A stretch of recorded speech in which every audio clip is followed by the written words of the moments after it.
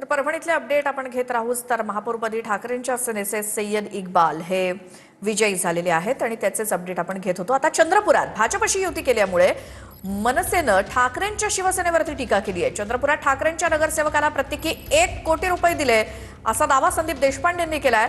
संजय राऊतांनी डोळ्यावर पट्टी बांधली आहे का असं देखील देशपांडे म्हणतात। केडीएमसीचा संदर्भ देत देशपांडेंनी राऊतांसोबतच ठाकरे सेनेवरती निशाणा साधला चंद्रपूरवरनं।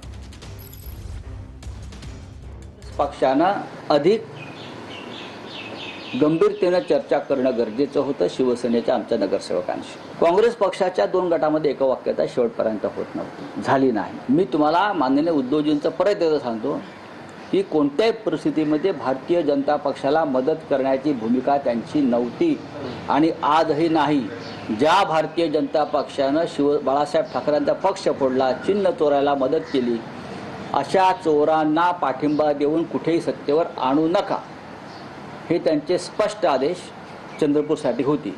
या उपर जर कोणी सुपर उद्धव ठाकरे झाले असतील तर मला माहित नाही। जी मला माझ्या ऑथेंटिक सूत्राकडून मिळालेली माहिती आहे, प्रत्येक नगरसेवकाला 1-1 कोटी रुपये हे दिले गेलेले आहेत आणि प्लस या बाकीची ऑफर आहे जी माझी चंद्रपूरमध्ये जे उबाटाचे नगरसेवक गेलेत त्यांना, आणि जो अपक्ष नगरसेवक गेला त्याला 50 लाख रुपये दिले। ही माझी माहिती आहे आणि याच्यावर चौकशी करावी। संजय राऊतांना अंधारात ठेवलं का संजय राऊतांनी स्वतःहून डोळ्यावर पट्टी बांधून घेतली हे पण बघावं लागेल। चंद्रपूरच्या बाबतीत तुम्ही कराल ते सगळं चालतं, योग्य, बरोबर।